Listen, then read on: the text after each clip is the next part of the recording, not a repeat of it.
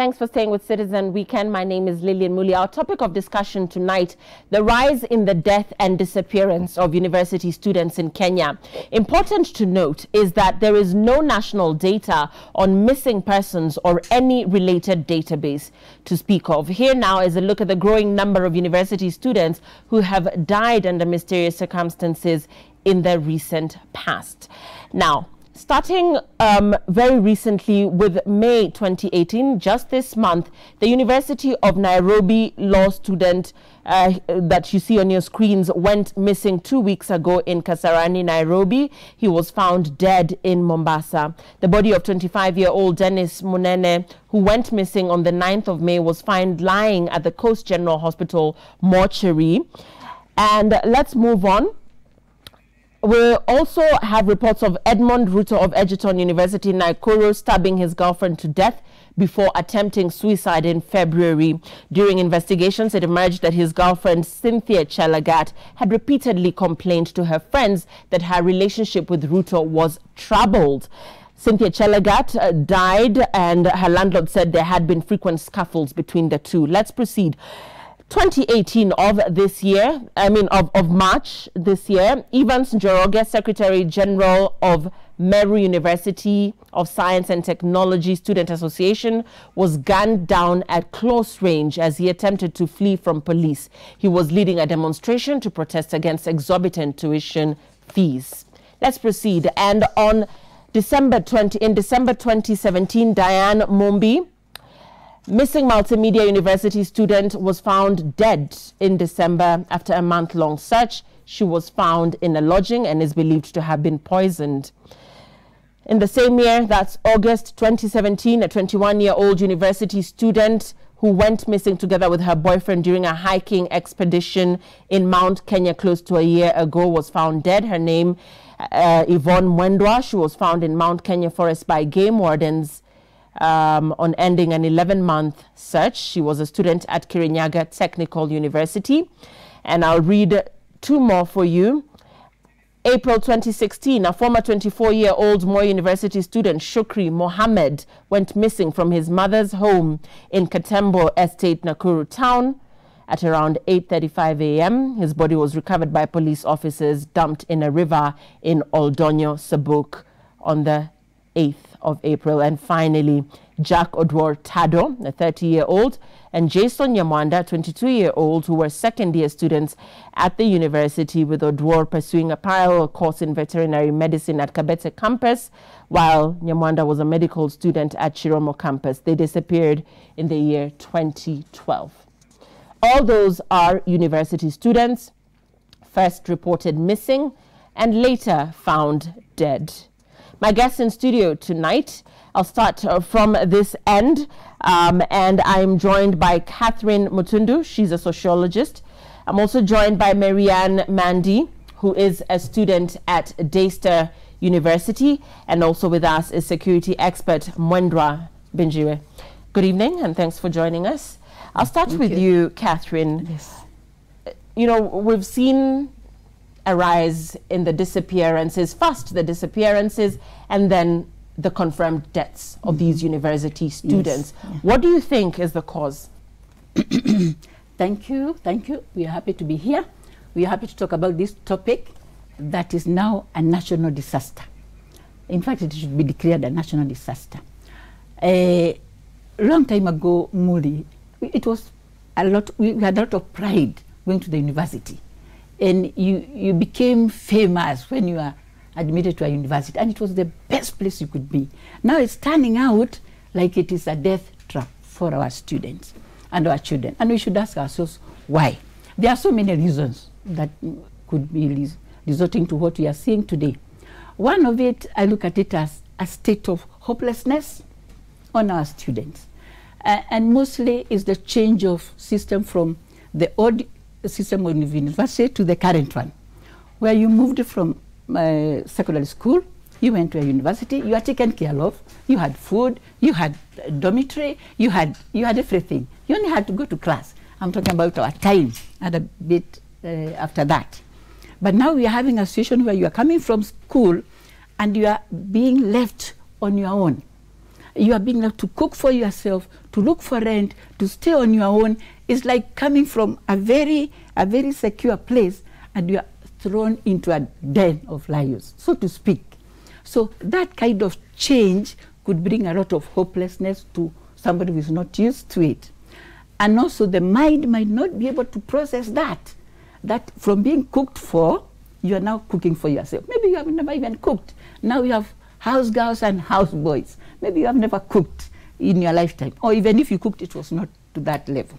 And now you are in a university and you're struggling with the gas and paraffin and going to look for sukuma wiki. I mean, the mind might not be able to digest that. And it can lead to a state of confusion, a state of despair, a state of hopelessness, and a state of, is this the university I was looking for? And that could lead you very easily to depression. And depression will lead you very easily to committing suicide. But that's just one. That's one of them. That's yes. one of the speculative causes yes. of these deaths. Exactly. What about in cases where it has actually been confirmed after police investigations that this was in fact murder? We have murder in very many levels. One is where they are killing one another because of love affairs. And that has also become very common. Of course, people kill because of love. It is known, it has been there since this world was created. Love has been one major cause of people killing one another. Now at the university, it becomes even worse because after this hopelessness I've talked about, and you partner with a friend, you become lovers.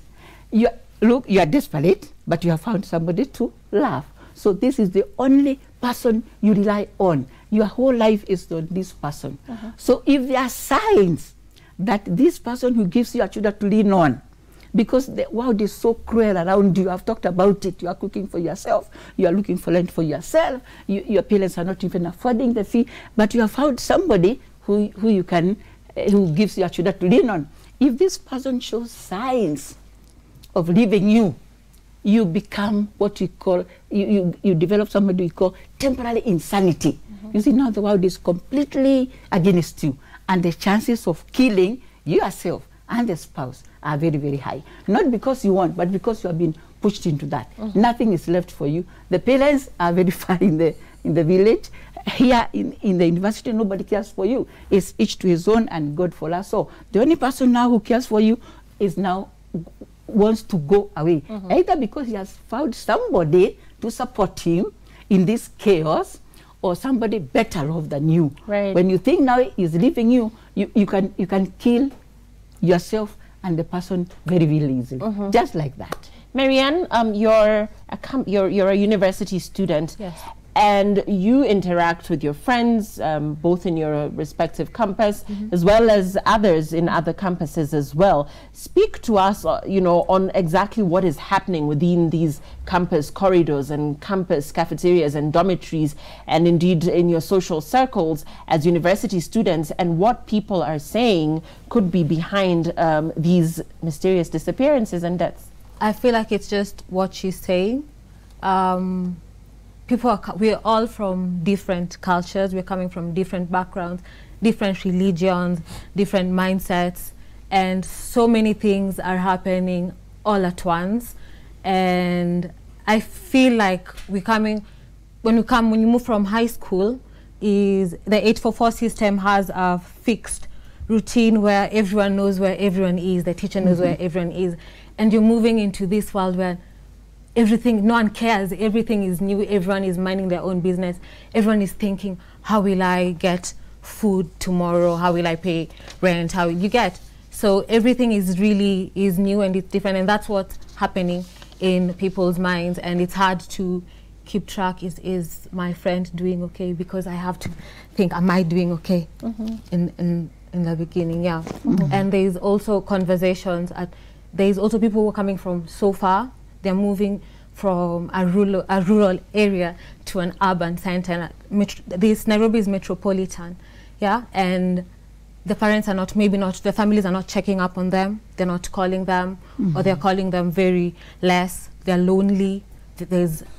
So they turn into, they're lured by other things around them. Yeah. And thanks for sharing that. Mwendwa, to you, a large number of these cases are yet to be explained and have been simply filed in police records as mysterious death under mysterious circumstances, or, you know, investigations are ongoing. We still don't have a conclusive answer as to exactly what happened to this person. As a security expert, in your assessment, what do you think is behind this sudden rise in these disappearances and deaths? Thank you, Lillian, and lots of sadness. I mean, and our condolences to the families that have lost their loved ones in these instances. A very sad case was the shooting of the young man in the Meru University. I come from Meru County, and it was something that, you know, made all of us sad in Meru, that a young man, you know, leading students for what role he was selected, was actually shot in course of doing that.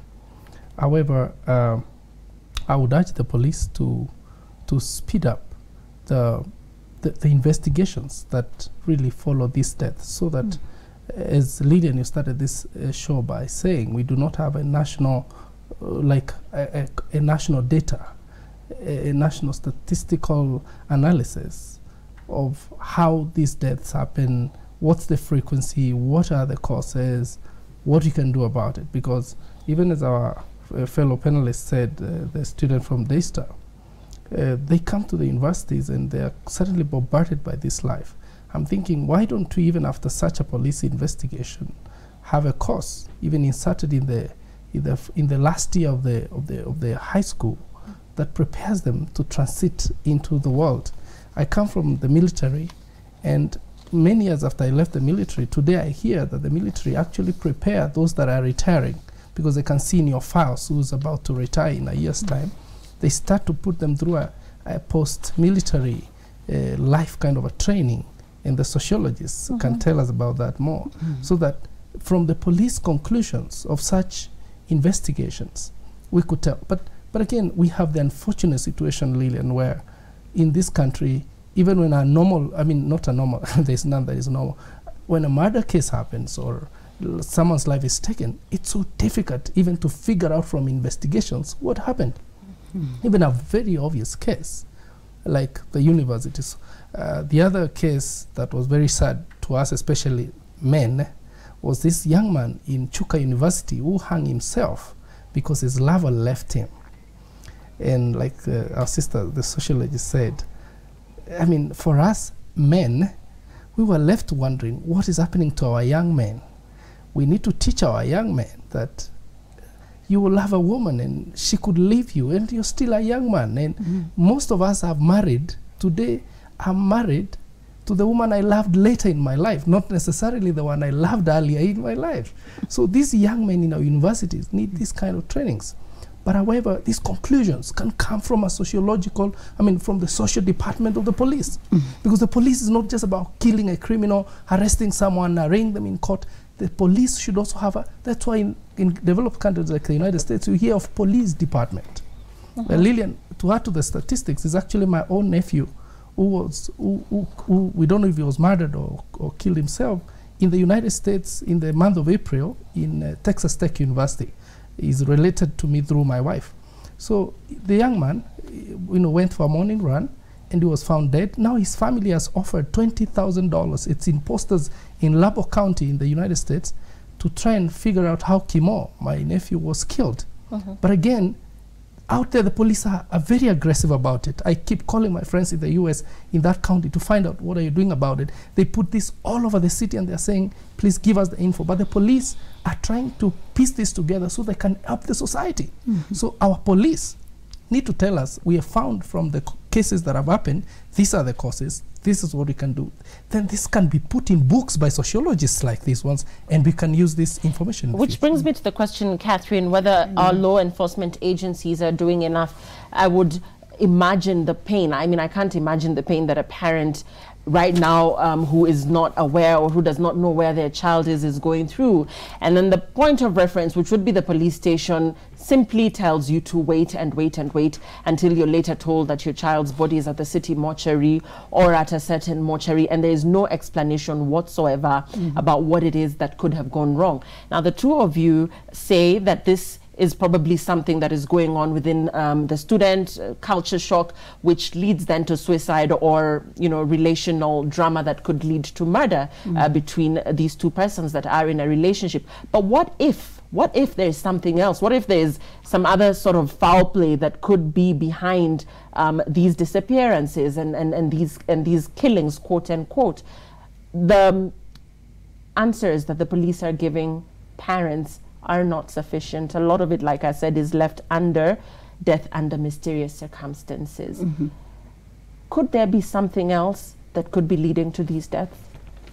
Many things could lead to this death. Lilian, we know there are cults at the university.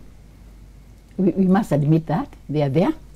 And they are also influencing those students who are already vulnerable. I said at the beginning, they are already confused. They're in a situation of unpreparedness. And in that state, then anything that gives them hope, they will grab it. So if there's a cult at the university surrounding, he is very easily influenced by that. Number two, at the university, there are all types of people. There are those who come from very poor background, then middle background, and then very rich people. And in that situation, students will try to be like the Joneses. So if you are at the lower level and you are seeing all these other students, and I'm not saying that we should not have students of the rich people at the university. I'm saying they are there. And there's this one who is saying, this one drives, this one is better off than me. They would like to be like that. And in that state of lacking, if there's a cult that is promising him, you'll get money to be like that other one, he'll join it without knowing. And once he's in it, now whatever the cult dictates to be their values, he will follow them. Even if it means you go 2-3 steps and then kill yourself, he will do it because he wants to be like the Joneses. So my feeling would be, we need all of us to come and see this problem as ours, so that the security can do their part, we can do our part, the society can do their part, the parents can also step in, because we are also, as parents, and I'm one of them, we also have a role in this, because it's not enough just to put a student in the university and relax and boast about how the child went to the university. There's more to it than that, especially now, not before. Follow up. Find out how is he faring. Visit the person. Go to that room they are in. Do a bit of searching as you are cleaning. Keep him on tap. How are you? How are you going? Things like let him know you are there and you care. So what you're implying is that some parents just take their children to campus and totally forget about them up until when they see them when they're on holidays or when the campus is on recess. And sometimes they don't even see them. They'll say they are with other people. I'm saying we have failed somewhere as parents, because I'm looking at it from, he has to do his part, but I have also to do my part to enable the security also to do their part. Would you then say that the campus students who are perhaps day scholars are at less risk of finding themselves in such situations as opposed to those who reside within the campus hostels? I think they are all facing the same danger. It depends on how, now this comes back again to the family, it depends on how you are grounded. I think they are all facing the same unpreparedness and a world that you are not used to. But this would also come back to, how are you grounded? How did your parents ground you? How are they following you? What were you told before you went to the university? Were you told you should avoid this and you should avoid this? Is there somebody following you? Is there somebody during the holiday showing you some kind of love? Is there somebody also keen when they hear you are calling 2 times a week, but this time you are not calling, and find out, why are you not calling now? Is there somebody following you? So that you feel you belong, somebody cares, so that even when you have all these other problems around you, Even when you are missing the gas, you know, you can call your mother and your mother will answer back. He won't ask, how did you finish the money so quickly? Because they care for you. So I'm saying how the students who are grounded is very, very important. That comes to parenting. It comes to the family. How we are following them up is also very important. How, when they come, you mentioned about when they come to the holiday, for the holidays. When they're in the holiday, they have not just come for the holiday. That is the chance for the parent to look at this student. Look at that. How has she changed? What is the behavior? What is the dressing style? Is there something unique about it, about her? Have they just changed? It's not just, what are you learning? Why did you demonstrate? No, this is my child. I want to change a bit. She's a bit quiet. I want to find out why. She's a bit aggressive. I want to find out why. She seems to be closing herself in the room. I want to find out why. That way, we can now find out what is eating this child from inside. And once they open to us, then we can even now be able to approach these people. We shall approach the church. We shall approach the school. We will approach the government. We will approach the Ministry of Education so that we can be able to address this issue. This is an issue that should be addressed by everybody. And everybody has a role, starting from the parents. Right. And Marianne, just borrowing from what Catherine has said here, being in campus yourself, has campus changed you in terms of how you generally feel as a young adult? You went there. What year are you in now? Are you? I'm in my 4th year. You're in your 4th year. Yeah. So, and even your peers, when you look at them and, you know, just looking at the years from 1st year up to 4th year, their interaction with parents and generally the environment and the culture within campus, would you say there's a lot of interaction with parents, particularly for those who reside within the campus itself? What is the interaction with their parents like? Do they go home for holidays? Do they opt to stay within campus? What do they say about their general relationship with those back at home? I would say conversation is lacking. You can see among many people that people are not really talking to their parents, they're not talking to their own siblings, for example. And I feel like if we all could listen to each other, like she's just said, that paying attention and that listening is really important, because there's so many, maybe I'll have met someone who was trying to lure me into a cult or lie to me about money or something. And like a sponsor. Like a sponsor, yeah. And if I'm in a relationship with my parents where we are talking frequently, you know, I can be like, hey, mom, someone is texting me this and this, how should I go about it?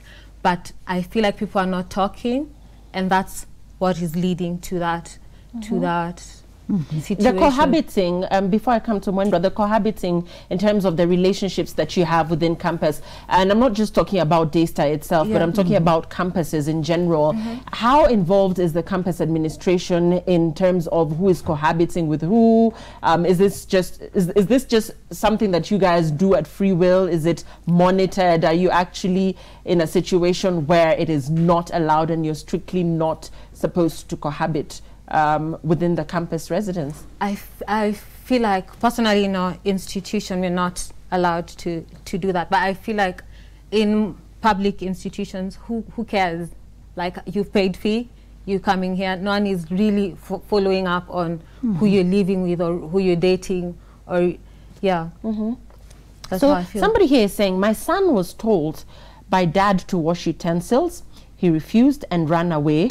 We don't know where he is. He's a 3rd year university student. Somebody here saying, hi Lillian, society morals are decaying very fast and parents, many have abandoned their roles. High school is in the same shoes. Communication in families is almost zero. This is Tabitha from Thika. Now, just going back, Mwendwa, to the fact that Catherine is talking about life within campus. This person here, this parent here is talking about when these children actually come back home, because these deaths don't necessarily happen within campus. Sometimes they happen when these university students are actually under the care of their parents. Parents have been reported as saying, I left for work, and when I got back home, my child was not there, and later they were reported missing and then dead. So in terms of law enforcement agencies and how they are reacting to these distress calls or to these reports of disappearances. Do you think they're doing enough? Do you think they are actually playing their role in terms of ensuring that they're taking this matter as seriously as it should be taken? Let's say, truly, there's a lot of anthropological, development in our societies, and much of this development is also towards the negative side. Lately, all over the world, terrorism, for example, is a big problem today. We've even had students in the universities, undergoing radicalization right in the confines of the university, where terrorist recruiters come into the universities, lure them with money, like our colleague from DISTA said, and the allure of good money is very appealing to the young men. Garissa University terrorist attack was led by a former University of Nairobi law student. He got into the terrorism world and got radicalized, and so police and law enforcement is as challenged as parents in understanding this anthropological shift in the society, where society is changing, and evil is getting entwined into a societal fabric so easily. So appealing it is to the young men that even before we realize we are entwined in something bad, it's already with us. And Catherine said that when a parent is keen, they will observe the change in their children. Not only so, but really, even when law enforcement is keen, I have challenged, since terrorism became a problem, I even challenged security sector, government security agencies, intelligence communities, police. I said, send your agents into the universities, recruit university students into the intelligence network. Let them sit and live with the students and pick these changes, because someone doesn't quickly get radicalized. It's a process. Catherine mentioned, like at home, a parent should be able to see the change of dressing for the child. The child was extrovert, suddenly has become introverted. The child was going to church or to the mosque or to the temple, is no longer going to the temple. Friends were many, they have become few. They are more on their... Parents should be able even to check the internet traffic of their children. True. You can put parental guidance, apps on your computers. The other day, I let my daughter, who is 10 years, know that anything she goes through the internet, I will know. I let her know that it leaves a history. But this is a 20-year-old we're talking about, Mwendwa, and therefore, even talking to Marianne here, I doubt that they will allow you to go to the extreme of actually taking their phone and snooping. You don't have to do that. There are apps and other ways to do it. Okay, so you mean spy on your child. That's why I said, even in the universities, they need to, the intelligence community need to put these same students to be recruited into the spy network and say, guard our country from terrorist infiltration in the universities. We should be able to understand how these changes are affecting our young people, so that we be able to fight the vice, because information is power. When we don't have the information, we will never know how to deal with it. Right, so as we begin to close, what should you do? What should one immediately do when their loved one goes missing? First of all, report to the nearest police station. That's the most basic, because don't assume it could be they are maybe visiting their friend. Think from the best to the worst and quickly notify the police. The police have their own ways of notifying other police stations, and sometimes the police even put it in the daily, in the local dailies, that there's a missing person. Today, even the police have a website where they do it. They even have Twitter accounts and other social media. And some people, actually, I've even seen kids in Nairobi who got lost. Their pictures were taken by police at the police station, posted on social media, and quickly the kids were found. But then the first thing is to report. The second thing is to prepare yourself for the worst. People like denying the worst. And as you're saying, prepare yourself for the worst, Pastor Munyo here is saying, when a body is found, what steps should the police take? Our security expert here should tell us. First of all, when the police find the body, always they have to take it to the morgue. But then, secondly, the police, if there has been a report, try to relate it to other police stations. They begin to try to find out, could you have had a report? Most often than not, really, the families are actually looking for their loved one. It's even the families who quickly, find a way to reach you know, and the police today, as I said, are smart. They're even putting on social media, body found in Nairobi, please, connect the nearest police station. But as I said earlier, when the report has been made, then it's easier to correlate the report with the finding of a body. And if it's not found, then the family should continue insisting, and even as they search for their loved one, they should be coming back to the police station to ask the police, might you have heard something? Because always when the police say, I saw that the body of the young man, you said, who got lost in Kasarani and was found in Mombasa. If the report was filed in Kasarani and the loved ones were checking at Kasarani, then it was easy for them to hear the news from Mombasa, which may have been relayed to them even through the police communication. And that still remains a mystery. Why from Kasarani to Mombasa, how those two... And it could be anything, Lillian. It could be anything from kidnap to occult, to the occult, even to a love. I mean, you see young people running away with friends to go and swim in Mombasa. I had a very sad case some years back of a neighbor of mine here in the city whose daughter lied to them that she was going for a tourism class in the Mara. And the class actually wasn't. So she was visiting her boyfriend in the city of Nairobi. And the house burnt. Where they were at night, the house burnt. And she almost died. She barely made it with her life. With terrible burns. So this kind of incidents could be anything. It could be a love thing, could be a knockout thing, could be anything. And we're going to be taking your feedback. There's lots of attention on this topic. We're going to take your feedback and the panelists' parting shots after this short break. But very interestingly, somebody is saying parents contribute a lot to this. The pressure they put us through. Personally, I have attempted suicide more than 10 times because of pressure from my mum. So that's food for thought, even as we take a break. Captain there, thank you very much for actually breaking this down for us and what could be the cause of some of these deaths. And we are taking a very short break. We'll take a commercial and we'll be back with your feedback. Stay with us.